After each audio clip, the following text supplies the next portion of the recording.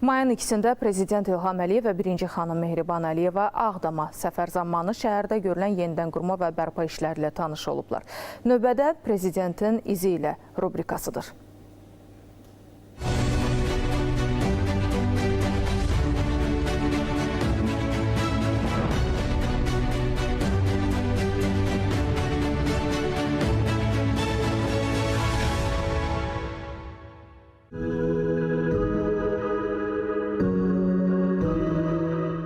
Dövlət başçısının son səfərində abadlaşan Ağdamda 2-ci və 3-cü yaşayış binalarının təməlinin atılması şəhər sakinlərinin tarixi yurtlarına qayıdışını sürətləndirəcək.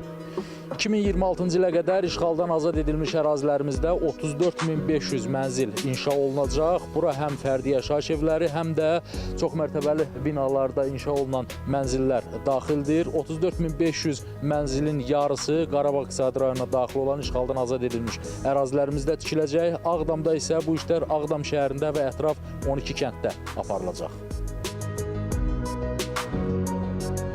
Ayrılmış ərazinin sahəsi 13,31 hektardır. Yaşayış binaları üzrə mənzillərin sayı 1268 ədəd. 1, 2, 3 və 4 otaqlı mənzillərin inşası nəzərdə tutulub. Ümumi tikinti sahəsi 39.172 kvadrat metr təşkil edir. Burada inşaat işlərinin 2025-ci ilin son kvartalından yekunlaşdırılması nəzərdə tutulub. Yaşayış məhəllələrinin salınması ilə yanaşı şəhər mərkəzində inzibati binanın tikintisinə də başlanılıb. İnzibati bina bir zirzəmi və 5 mərtəbədən ibarət olacaq. Ümumi tikinti sahəsi 24.450 kvadrat metrdir.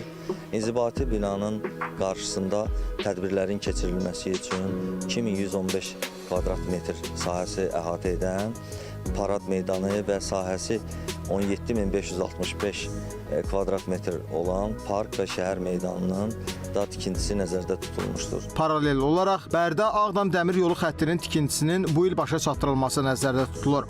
Uzunluğu 47,1 kilometr olacaq yol üzərində 3 körpü inşa ediləcək. Dəmir yolu boyunca Bərdə, Köçərli, Təzəkənd və Ağdam stansiyaları fəaliyyət göstərəcək. Dəmir yolu xəttinin layihələndirməsi 90% yerinə yetirilib. Tikinti üzrə fiziki tərəqqi 68% təşkil eləyir. Hal-hazırda 45-ci və 47-ci kilometrlər arası ərazidə üst quruluş elementlərinin quraşdırılması və Ağdam stansiyasının 6-cı yolunun torpaq işləri davam edir. Yaxın vaxtlarda Ağdam avtovağzal kompleksinin də tikintisinə başlanması və 2024-cü ilin ikinci yarısına da yekunlaşdırılması nəzərdə tutulub. Həmçinin Ağdam Rəqəmsal İdarəetmə Mərkəzi və Təlim-Tədris kompleksinin də təməli qoyulub. Mərkəz şəhərin müxtəlif təyinatlı infrastrukturunun elektrik enerjisinin tələbatını ödəməklə yanaşı, təchizat sxeminə daxil olan şəbəkələrin real vaxt rejimində və rəqəmsal formatda idarə olunmasını təmin edəcək. Prezident İlham Əliyev və 1-ci xanım Mehriban Əliyeva səfər çərçivəsində Ağdam Muğam Mərkəzinin təməlini qoyublar. Azərbaycan musiqi mədəniyyətinə görkəmli muğam ifaçıları bəxş edən Ağdamda Muğam Mərkəzinin inşası ənənənin yaşadılmasına mühüm töhfə olacaq.